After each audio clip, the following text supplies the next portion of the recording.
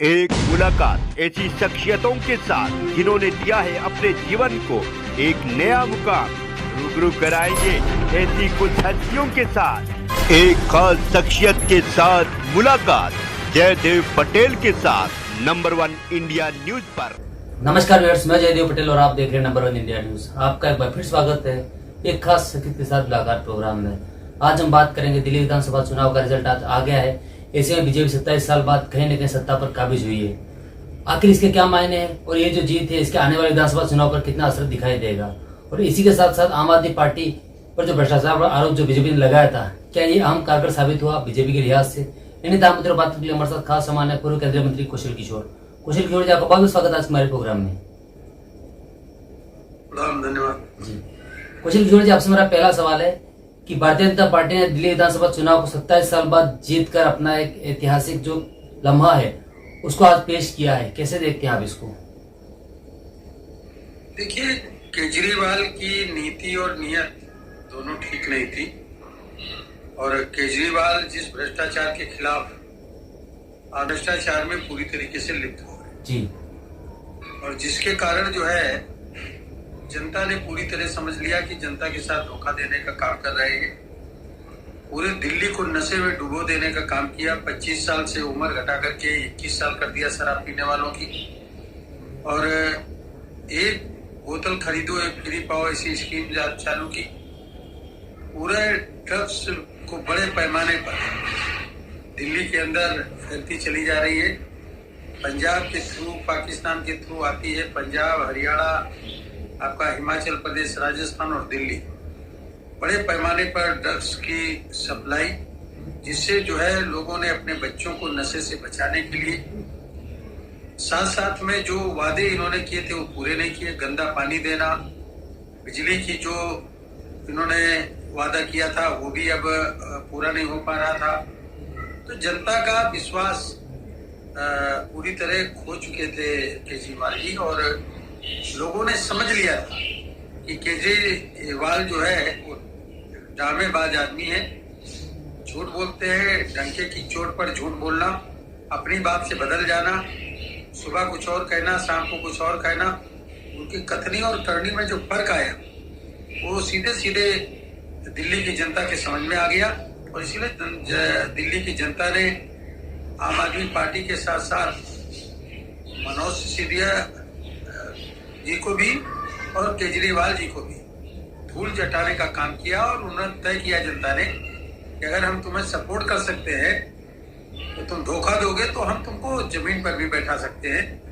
तो अर्श से फर्श पे ला करके खड़ा कर देने का काम दिल्ली की जनता ने किया है। जी कुशल किशोर जी, लेकिन आज दिल्ली चुनाव का जब रिजल्ट आया तो ऐसे में आम आदमी पार्टी के कई दिग्गज धराशायी हो गए और अपनी सीट नहीं बचा पाए। तो क्या इस जो बीजेपी की तरफ से जो भ्रष्टाचार का मुद्दा जो उठाया गया था वो हावी रहा, इसकी वजह से बीजेपी को ऐतिहासिक दर्ज हुई, आम आदमी पार्टी कहीं न करार शिकस्त का सामना करना पड़ा? देखिए, आम आदमी पार्टी भ्रष्टाचार में पूरी तरह लिप्त थी, सरकार उनकी लिप्त थी, और वो जेल भी गए।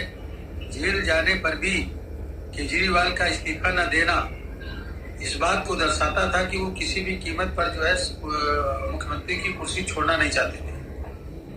उसके पीछे का कारण केवल भ्रष्टाचार ही था और कुछ नहीं था। जब जनता ने आवाज उठाना शुरू कर दिया विरोध में, तब इन्होंने केवल इस्तीफा दिया और दूसरे को मुख्यमंत्री के पद पे बैठाया, जिसे जनता ने एक्सेप्ट नहीं किया। और जनता ने मान लिया कि आम आदमी पार्टी को हर कीमत पे उसको आपदा समझ करके, यानी उसको ये समझ करके कि ये पार्टी दिल्ली के लिए सबसे ज्यादा नुकसान है, देश के लिए सबसे ज्यादा नुकसानदायक पार्टी है, और इसलिए जनता ने खुल करके विरोध करने का काम किया और केजरीवाल जी को भी चुनाव में जबरदस्त हार दिलाने का काम किया। जी कुशल किशोर जी, अगर हम बात करते हैं दिल्ली विधानसभा चुनाव के रिजल्ट के बाद में कहीं न कहीं अन्ना हजारे के बयान सामने आया। उन्होंने ये कह दिया कि कहीं न कहीं पैसों के चलते या फिर पैसों की जो लालसा थी उसी की वजह से केजरीवाल का ये हर्ष हुआ। अन्ना हजारे जी ने ठीक कहा, और उन्होंने कहा, हालांकि अन्ना हजारे जी तो कभी चाहते ही नहीं थे कि ये पार्टी बने, लेकिन इन्होंने उनकी बात न मान करके अलग से पार्टी बनाई।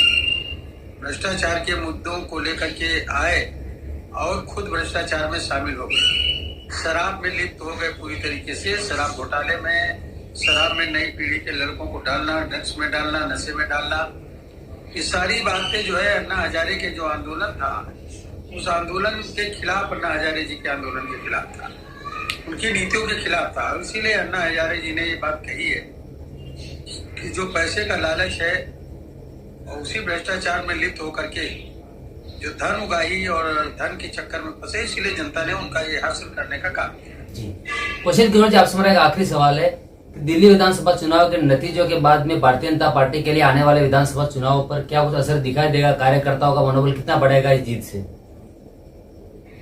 हम उत्तर प्रदेश में मिल्कीपुर चुनाव भी बहुत उपचुनाव विधानसभा का बहुत नंबर वोट से 61,000 वोट से जीते हैं। पूरे देश में जहां जहां चुनाव होगा वो निश्चित तरीके से एनडीए का जो गठबंधन है वो जीतेगा।